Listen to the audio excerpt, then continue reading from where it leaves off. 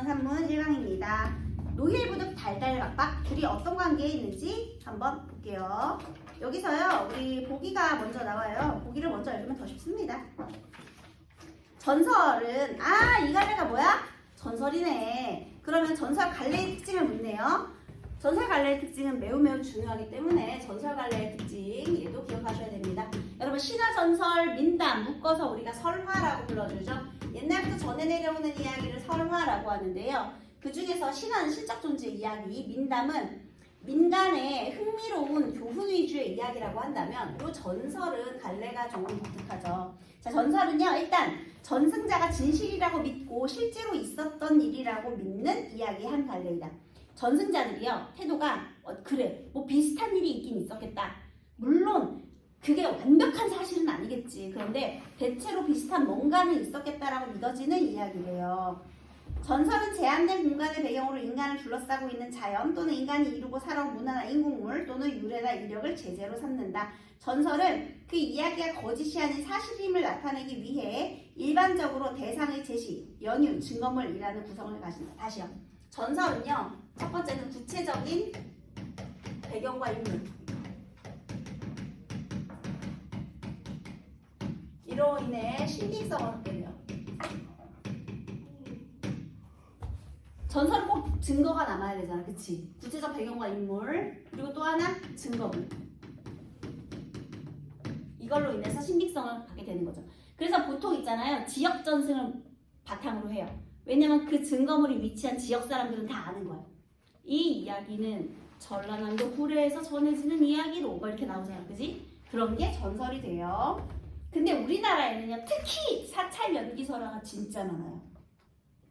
절이 증거가 되는 거야. 이 절이 세워질 때 이러한 일들이 있었다 이렇게. 그 다음에요 연유라는 건 그 이유죠.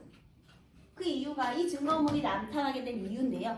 자 여기에서 또 하나 우리 전설에 인물의 특징이 있어요. 뭐냐면요 전설에 등장하는 것은 약간은 비범한 인물 유형이 등장해요. 아주 착하거나 아니면 조금은 좀 뭔가 능력이 있거나 이런 사람이 등장하는데 중요한 건 얘는 인간의 한계를 극복하지 못해요. 금기를 벗어나지 못해요.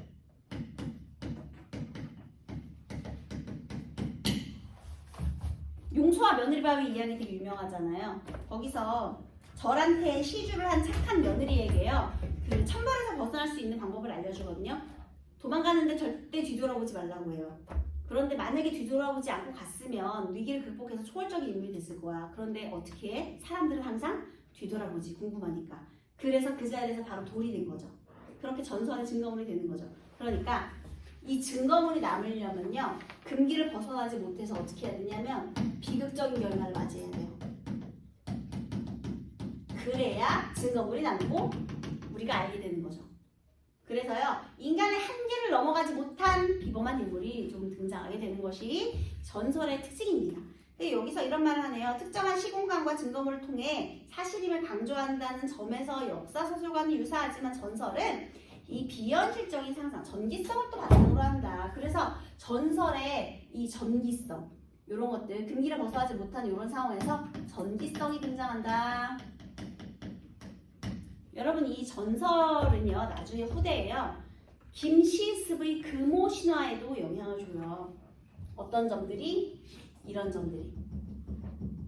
그래서 김시습의 금오 신화 고전 소설임에도 불구하고 항상 그 비극적 결말을 맞이하잖아요. 나중에 이런 전설의 영향을 받았다 이렇게 기억해 두시고요. 자, 그 다음에 이제 우리 본문의 내용 볼게요. 본문의 내용 보기 전에 보기를 하나만 더 보겠습니다.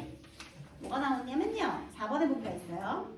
이번엔 이 전설에 관련된 내용적인 복인데요.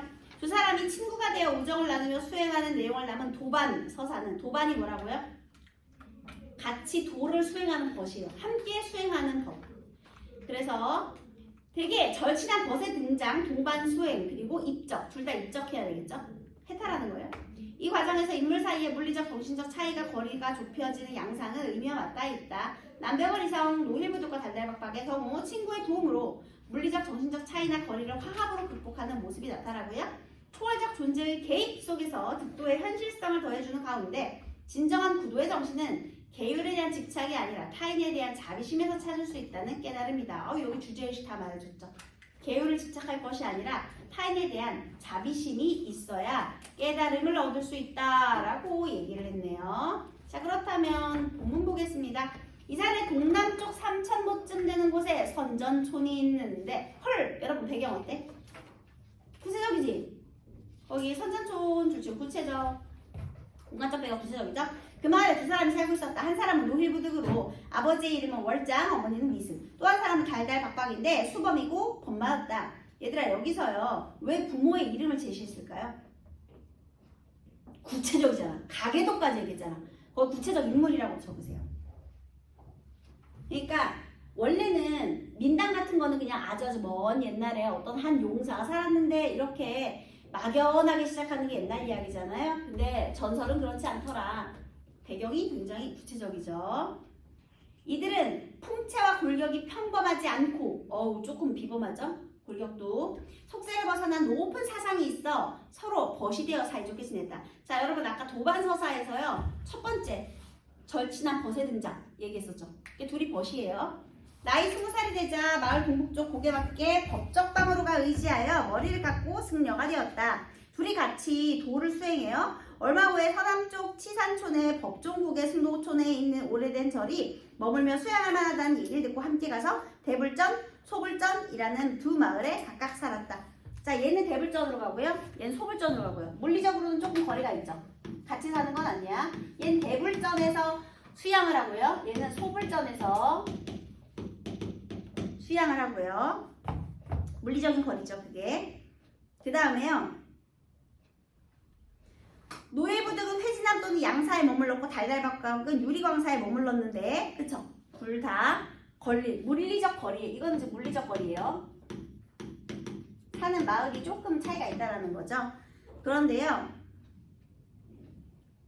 그들 모두 처자를 데리고 살면서 생계를 꾸릴 일을 하며 서로 오갔다. 처음에는요, 처자를 데리고 살았죠. 그러니까 속세에 대한 미련을 떨쳤어, 못 떨쳤어? 못 떨쳤어. 그러면서도 정신을 수양하며 속세를 떠날 생각을 버리지 않았다. 몸과 세상살이의 무상함을 보고는 말하였다. 기름진 땅과 풍년이 든 해가 참으로 좋기는 하지만 기름진 땅과 풍년이 든 해, 이거는 물질적인 풍요죠. 세모하세요. 그 속세의 물질적 풍요가 참으로 좋긴 하지만 옷과 음식이 마음대로 생기고 절로 배부르고 따뜻함을 얻는 것만 묻지 못하며, 자, 옷과 음식이 마음대로 생기고 절로 배부르고 따뜻함, 이게 뭐게요? 마음대로 생겼다. 그러니까 있잖아요. 내가 무엇을 믿고 있든지 내 마음의 문제라는 거야. 먹는 것도 내 마음의 문제라는 거야. 그러면 얘는 동그라미 하시고요. 옷과 음식이 마음대로 생기고 절로 배부르고 따뜻함을 얻는 것, 그거 동그라미 하고 정신적 풍요라고 적으세요.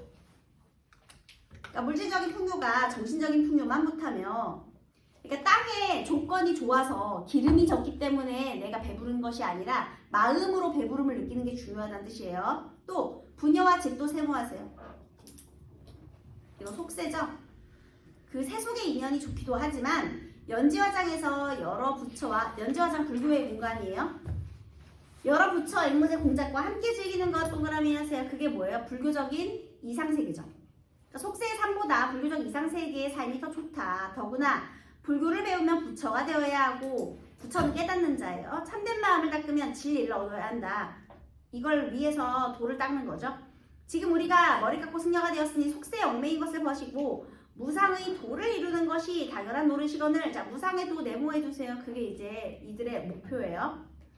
어찌 티끌 같은 세상 속에 파묻혀 세속의 무리들과 함께 지내려 하느냐. 자, 이거는 서로 말한 거야, 서로. 그래서요, 원래는 처자와 함께 살았잖아. 근데 서로 얘기한 거야. 야, 우리가 정신수양을 해야 되는데 속세하고는 좀 인연을 끊어야 되지 않겠니? 서로 얘기를 해서 그래서 같이 떠났어요. 이들은 드디어 인간 세상을 버리고 깊은 산골로 숨으려고 했어요. 자, 이제 속세를 떠나려고 했거든요. 그런데 어느 날 밤 꿈에 백호강 뭔지 아세요? 부처님 얼굴 이렇게 있잖아. 이렇게 있잖아. 그럼 여기 뒤에 이렇게 있는 거 있죠? 이걸 백호광이라고 해요. 뒤에 이렇게 항상 부처님 뒤에 항상 이렇게 후광 있잖아. 백호광. 자, 어쨌든 백호왕이 서쪽으로부터 오더니 그 빗속에서 금색 팔이 내려와 두 사람이 이마를 쓰다듬었다. 부처님의 등장이다. 그치? 깨어나 꿈 얘기를 하니 두 사람의 꿈이 똑같아 오랫동안 감탄하였다. 마침내 100월살 묻은 곡으로 들어갔는데, 자, 그렇다면 있잖아요. 어쨌든 부처가 내려서 두 사람이 이마를 쓰다듬는 꿈을 꾼 거잖아. 둘이 동시에. 전기적이죠. 거기 전기성 적으세요. 전기적인 능력이고요. 그 다음에 또 하나는요. 얘네가 속세에 있다가 같이 떠나기로 했는데 그 결정은 옳은 결정이라는 거지. 자, 그 다음 박 박사는 북쪽곡에 사자암의 털을 잡아 8자의 판잣집을 짓고 살았으므로 판방이라 하였고, 여기 판방에서 살고요. 여기는 마을이었죠. 마을이라는 건 속세였잖아요. 그런 속세를 떠나서 산으로 온 거야. 그지? 그 다음에 또 부득사는 동쪽곡의 돌무더기 아래 물이 있는 곳에 방을 짓고 살았기 때문에 뇌방이라 하였다. 자, 아직 물리적인 거리는 있죠. 조금 산에 살고 물에 살고. 각기 암자에 살면서 부득은 열심히 미륵불을 구하고, 그 다음에 박박은 미타불을 연불하였다. 게다가요, 여기서 노회부득은요 미륵불을 구했대요. 여러분, 미륵불이 뭔지 아세요?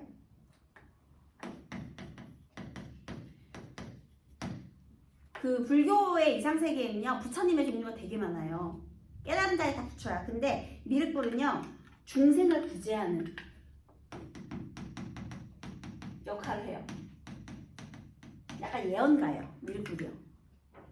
그래서 중생을 구제하는 미륵, 예언을 하는 사람이고요. 그래서 왜 있잖아, 얘 미륵이잖아. 걔 누구죠? 궁예. 예. 누가 뭐뭐를 좋다 하였는가 하는 거 있잖아. 미륵이죠, 미륵. 예언가. 그 다음에 박박은 미타불을 연불하였다. 박박은 뭘 누구예요? 미타불. 자, 미타불은 아미타불. 그러니까 서방정토에 있는 아미타불. 자, 얘는 뭐냐면 극락세계. 극락세계. 그러니까 중생을 구제할 것인가 아니면 극락세계로 갈 것인가, 이런 게 있는 거예요. 3년이 못되어 경영 3년, 기후년 4월 8일, 성도왕이 즉위하지 8년 후에. 와우, 시간적인 배경도 구체적이에요. 그래서 해가 저물어갈 무렵 20살가량 되어 보이는 아주 아름다운 모습의 낭자가 갑자기 난초와 사양 냄새를 풍기며 북쪽 암자에 당도하여 가고 자기를 간청하며 시를 지어 바쳤는데 내용과 같다. 자, 여기서 이제 아주 예쁜 낭자의 출현, 이때부터 갈리기 시작하는 겁니다. 나그네 걸음 늦어 해가 지니 온 산은 저물고 길 막히고 성은 먼데 사방이 고요하네. 오늘 밤은 이 암자에서 머물고자 하니 자비로운 스님께서는 화내지 마십시오. 한번, 그러니까 어떻게 된 거예요? 지금 해가 졌고요. 그 다음에 성은 멀고요. 이 낭자가 굉장히 난감한 상황에 처해 있어요. 위험한 상황에 처해 있어. 그런데 하룻밤 재워달라고 하는 거예요. 자, 박박이 말했어요. 저 깨끗함을 지키는 데 힘써야 하므로 그대 가까이 올 수 있는 것이 아니오. 이곳에 머물지 말고 빨리 떠나시오. 자, 얘는 안 받아줬어. 왜냐면 얘는 계율이 중요하니까. 자, 근데 낭자가 또 간청하니 부득이 말하였다. 그대는 이 밤중에 어디에서 왔소? 저의 고요하고 맑은 모습이 태아와 같은 몸인데 어디로 오고 가겠습니까? 다만 어진 선비의 뜻과 소원이 있고 덕행이 두고 견고하다는 말을 듣고 장차 보리를 이루도록 도와주려는 것입니다. 야, 나 같은 깨끗한 사람이다. 너가 덕행이 도와서 좋다고 소문을 들었기 때문에 내가 널 도와주려 한다라고 말을 했네요. 그리고 또 시를 썼어요. 해저문 산길에 가다가도 인가가 보이지 않네. 어렵죠? 소나무 대나무의 그늘은 깊건난 골짜기의 시냇물 소리가 오히려 새롭네. 자고가게 애원함은 길을 잃어서가 아니라 높은 스님을 인도하기 위함이네. 그러니까 여러분, 이 낭자는 사실 부처죠. 시험하러 온 거예요. 부처의 시험. 또 누구냐고 묻지 아시오. 정체를 감추겠대요. 이곳은 부인과 함께 있을 곳이 아니지만 중생의 뜻에 따르는 것도 보살행의 하나지요. 밤이 어두운데 어찌 소홀히 대답할 수 있겠소 해가지고요. 이 낭자를 받아줘. 얘는요, 계율을 어기고요. 중생을 도와주게 됩니다. 필요하니까, 도움이 필요하니까. 그래서 자, 이런 따뜻한 마음을 가지게 되었어요. 자, 그러자 그녀를 맞이하여 절하고 암자 안에 머물게 했어요. 밤이 되자 부득은 마음 맑게 하고 몸가짐을 다듬고 반벽에 희미한 등불을 켜고 고요히 연불을 한다. 그 다음에 중생을 도와주긴 했지만요, 어쨌든 연불을 외웠잖아? 그러면 자신의 본분을 지켰죠. 본분도 지킨 거예요. 계율은 어겼지만 수행을 했으니까요. 내가 한기가 있으니 집자리를 깔아주십시오. 자, 이번에 또 시험을 해요. 이거 첫 번째 시험에서 이렇게 했고요. 자, 두 번째 시험은요. 이 여자가 애를 낳는데 부득은 그 모습에 측은한 생각이 들어 거절하지 못하고 촛불을 밝혔다. 낭자는 해산을 마치자 목욕을 시켜주기를 관찰하였다. 얘들아, 여인이 애 낳는 걸 스님이 본 거야. 그런 다음 세 번째 요구는 뭐예요? 자기 목욕시켜달래. 벗은 몸을 본 거야. 계속 시험하고 있죠. 그래서 목욕통을 준비해서 덤으로 목욕을 시켰죠. 그러자 향기가 풍기며 금색으로 변하였다. 우리 스님께서도 물에 목욕을 하십시오. 뭐야, 내가 있는 물에 들어오라는 거잖아, 얘들아. 야, 수도자한테 이게 무슨 공문이야, 얘들아. 그치? 그래서 들어갔어요. 정신이 맑아지니 피부가 금빛으로 변하고 하나의 연화대가 생겼다. 어머나! 그래서 이 여인이 계속 시키는 대로 했더니 결국 노일부들은 어떻게 했어요? 성불하게 되었죠. 입적했어요. 나는 관음보살인데 이곳에 와서 대살도와 대보리를 이루도록 한 것이요. 그래서 박박은 이렇게 생각했대요. 한편 오늘 밤 노일이 계율을 더럽혔을 것이니 가서 실컷 비웃어줘야지. 그러니까 얘는 평소에 하는 짓을 봐서 계율을 어겼을 것 같은 거죠. 그래서 가서 봤더니 미륵존상이 돼서 광채를 바라고 있는 거야. 그래서 얘가 달달박박에 가서 찾아와서 봤더니 얘가 이미 입적을 한 거죠. 깜짝 놀랐겠죠? 어떻게 이렇게 되셨습니까? 나는 마음이 막혀 요행이 부처님을 만났는데도 예우하지 못하였습니다. 큰 덕이 있고 지극히 어진 스님께서 나보다 먼저 성불하였으니 교분 잃지 마시고 도와주십시오. 그러니까 나 좀 도와줘라 해서요. 통하는 남은 물이 있으니 목욕을 할 수 있을 것이요 해가지고요. 둘 다 도움을 받아서 얘도 성불을 하게 되었다라는 거네요. 같이 성불했죠. 그러면 얘는 성불하고 나서도 타인을 도우려는 고운 마음씨가 있었네. 얘도 이제 그걸 받아들이는 마음이겠고요. 그래서 둘이 구름을 타고 가버렸어. 얘들아, 같이 입적한 거야. 동반 입적. 그래서 백월산남사라는 절이 생겼다라고 됐네요. 백월산남사, 이게 뭐가 되는 거야, 얘들아? 증거물이 되는 거야. 알겠죠?